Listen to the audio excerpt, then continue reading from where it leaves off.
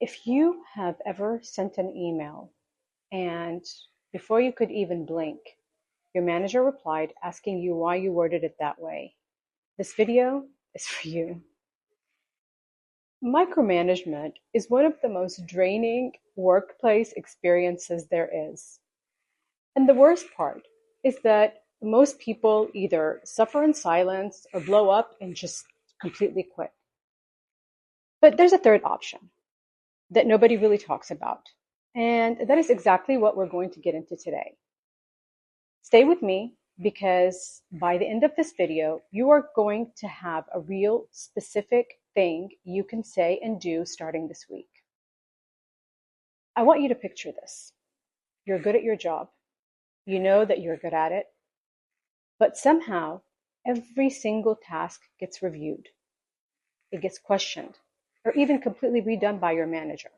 Every decision goes through them. Every email feels like it needs approval.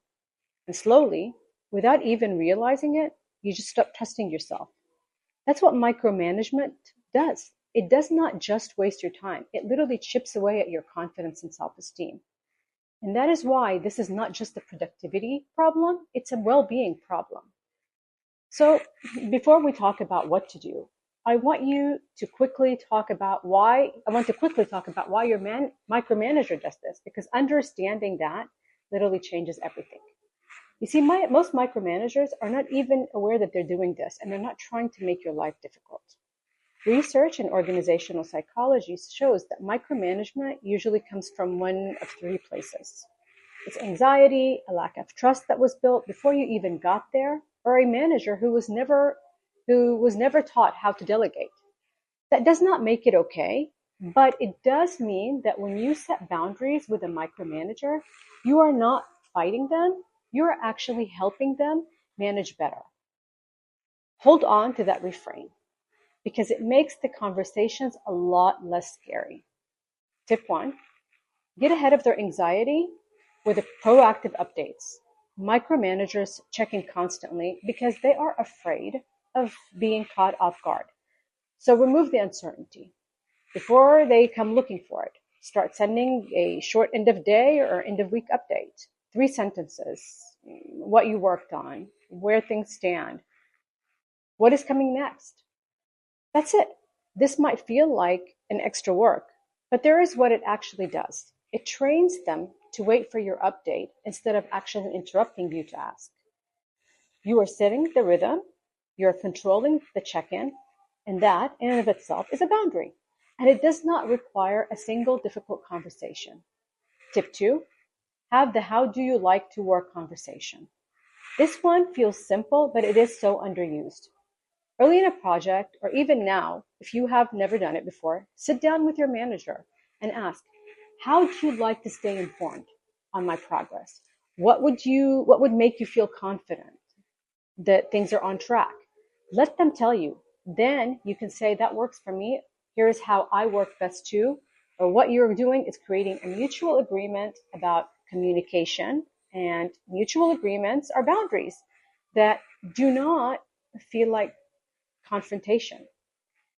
Nobody is being told off. You're just building a working style together. It is warm, it is professional, and it works.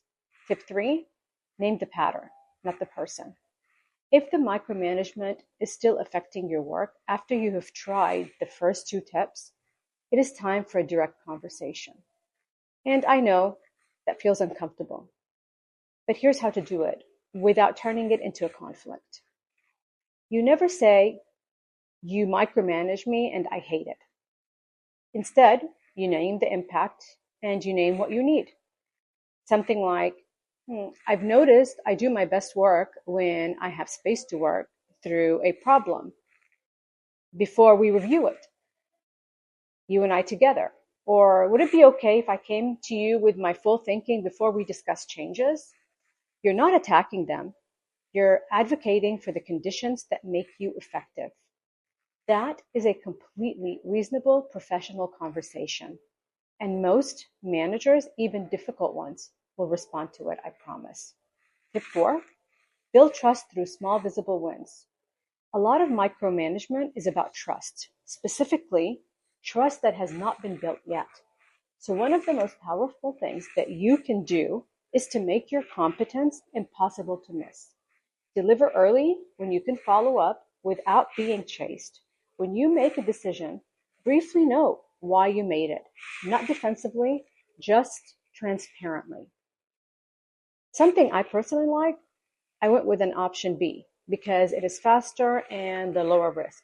Let me know if you would like me to walk you through my thinking. This way, you're basically showing your work, and every time micromanager sees your reasoning and it is sound, the need to check up on you loosens just a bit.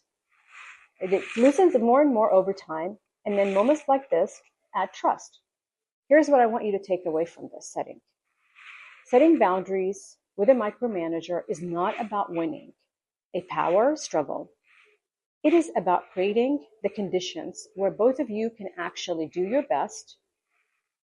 Start with the proactive update, have the working style conversation, and if you need to go further, name the impact, not the person, and keep building trust in the small, visible ways that you deserve to feel trusted at work.